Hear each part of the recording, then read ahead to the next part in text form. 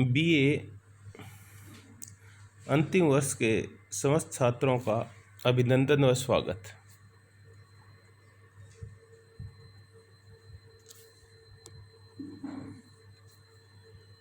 पिछले लेक्चर में हमने प्लेटो के साम्यवाद और शिक्षा संबंधी सिद्धांतों की चर्चा की थी।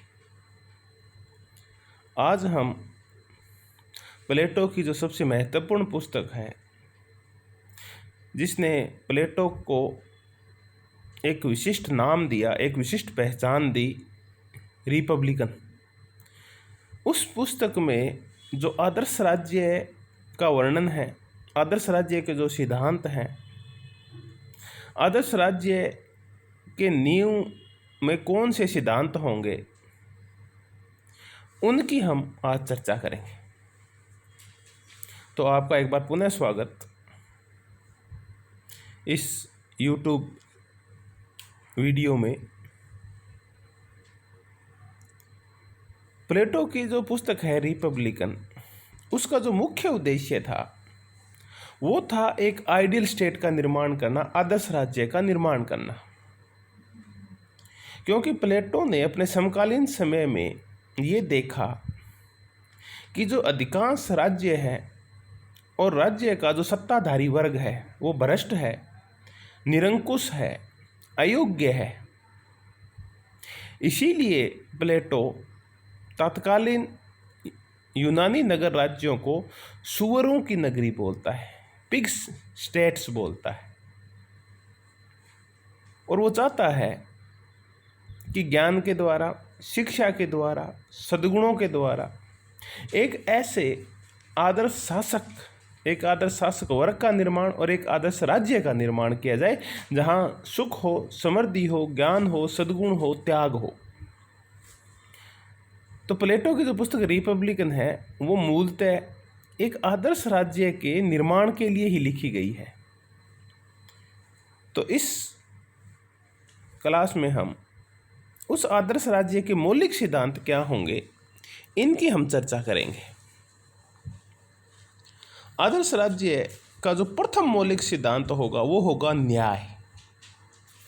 न्याय आदर्श राज्य की नींव होगा। और न्याय का तात्पर्य है कि प्रत्येक व्यक्ति अपने सद्गुणों के अकॉर्डिंग कार्य करे, अपने कर्तव्यों का पूर्णतया पालन करे और दूसरों के कार्यों में हस्तक्षेप न करे। यानी जैसे आपका आत्मा का सद्गुण है, जैसे आपकी आत्मा की प्रवृत्ति है, आप उसी के अनुसार कार्य करेंगे और उस कार्य में विशेषज्ञता हासिल करेंगे। यही न्याय है।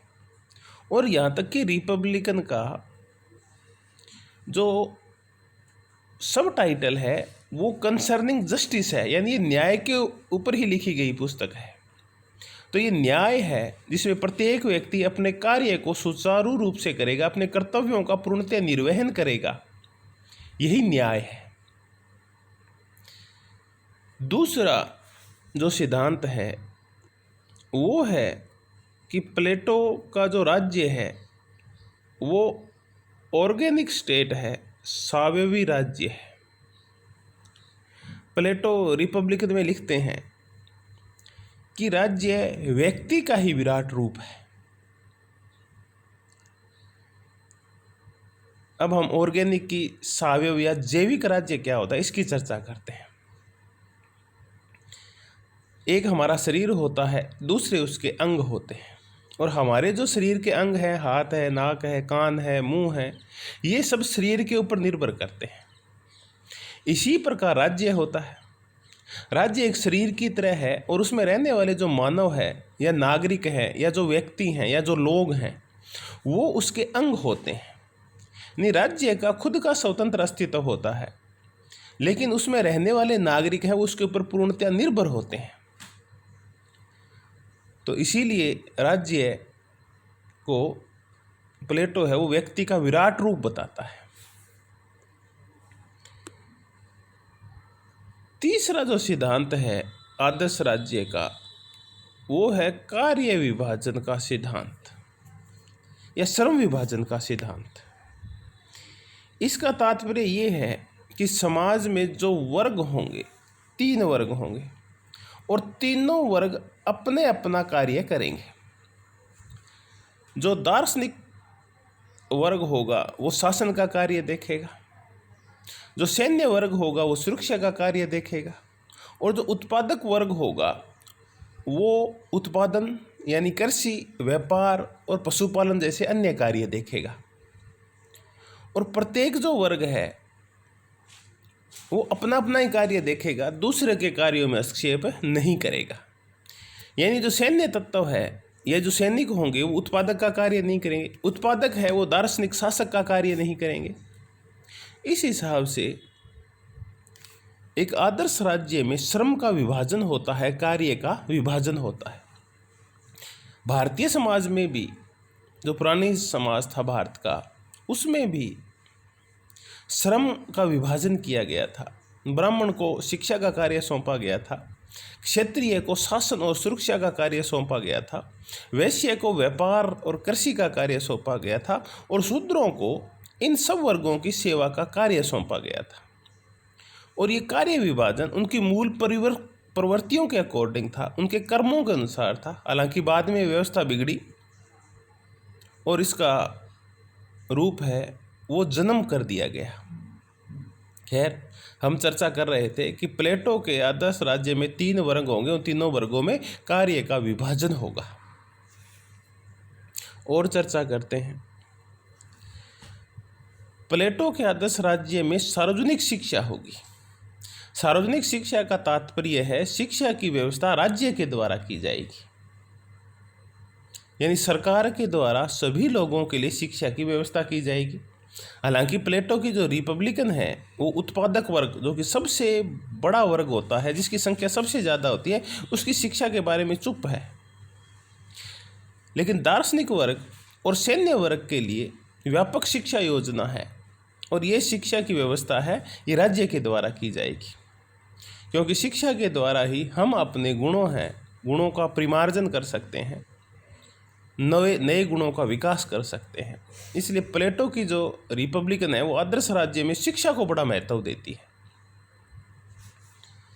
एक और अन्य सिद्धांत है, वो है कि राज्य में 3 वर्ग होंगे। प्लेटो का जो आदर्श राज्य आइडियल स्टेट होगा उसमें 3 वर्ग होंगे। एक होगा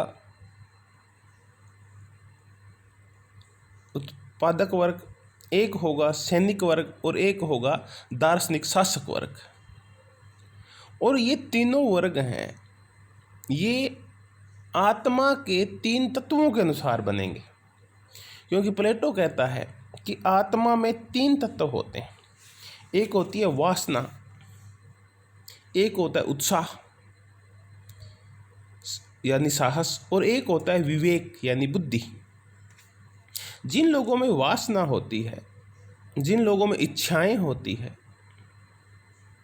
वो लोग उत्पादक वर्ग का निर्माण करते हैं।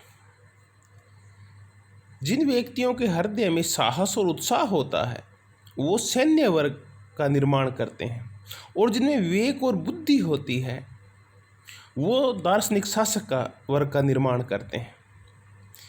तो इस हिसाब से आत्मा के 3 तत्वों के अनुसार राज्य में 3 वर्ग होंगे, और तीनों वर्ग अपना अपना कार्य करेंगे। यही न्याय है।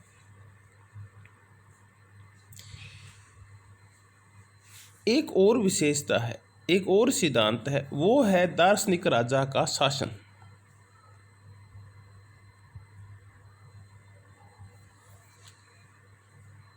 प्लेटो का जो आदर्श राज्य होगा उसमें जो शासक होगा वो दार्शनिक होगा।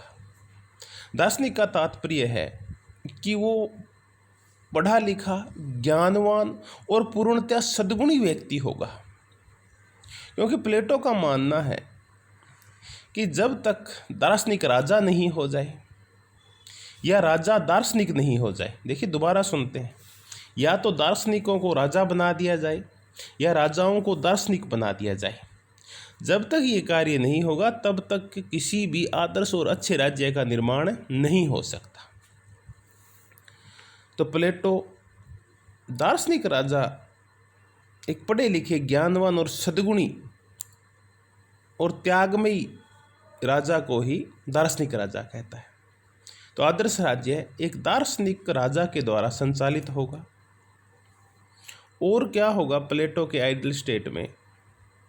प्लेटो के आइडियल स्टेट में संपत्ति और परिवार का साम्यवाद होगा।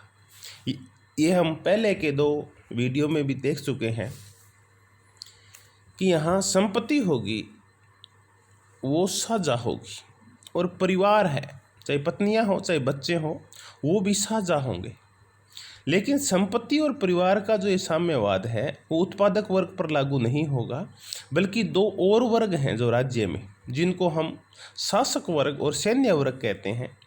इन दोनों को मिला लें तो हम इनको संरक्षक वर्ग कहते हैं, उनके ऊपर लागू होगा।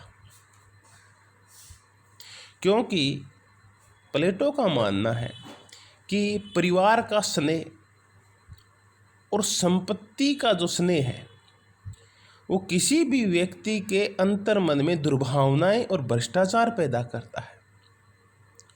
इसलिए आवश्यक ये है कि शासक वर्ग और सैन्य वर्ग को संपत्ति और परिवार से दूर रखा जाए, उसका अलगाव किया जाए, ताकि ये जो तत्व हैं संपत्ति और परिवार, ये उसको अपने जाल में उलझा ना सके।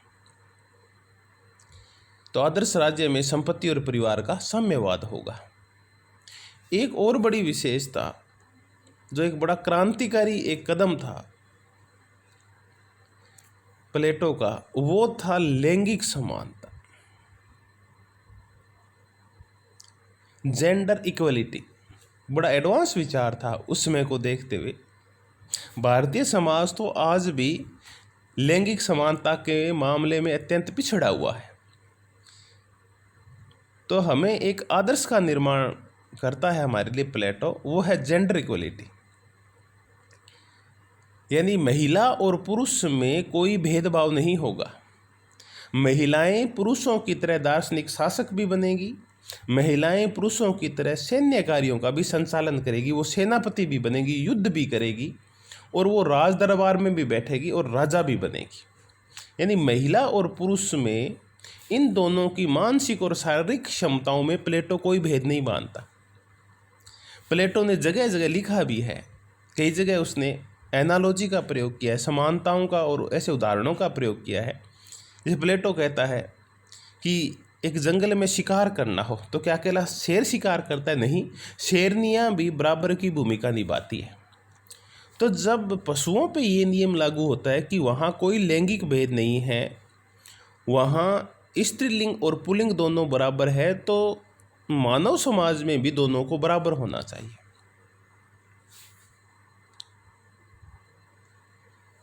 अब हम और आगे बढ़ते हैं और अंतिम चर्चा करते हैं कि राज्य का लक्ष्य है वो नैतिक जीवन की स्थापना है, एक अच्छे जीवन की स्थापना है। इसीलिए प्लेटो कहता है कि राज्य का जन्म वृक्षों व चट्टानों से नहीं, अपितु उनमें बसने वाले व्यक्तियों के चरित्र से होता है। जैसे व्यक्तियों का नैतिक चरित्र होगा वैसे ही राज्य होगा। राज्य नदियों से नहीं पहचाना जाता, चट्टानों से, पर्वतों से, पहाड़ों से नहीं पहचाना जाता, बल्कि वहाँ कैसे लोग रहते हैं इससे पहचाना जाता है। तो एक अच्छे राज्य में एक नैतिक लोग होंगे, वही अच्छा राज्य बनाएंगे। तो इस वीडियो में हमने रिपब्लिकन में जो आदर्श राज्य के सिद्धांत थे उनकी चर्चा की। आगामी यूट्यूब वीडियो में हम ऐसी कुछ और चर्चाएं करेंगे। तब तक के लिए नमस्कार।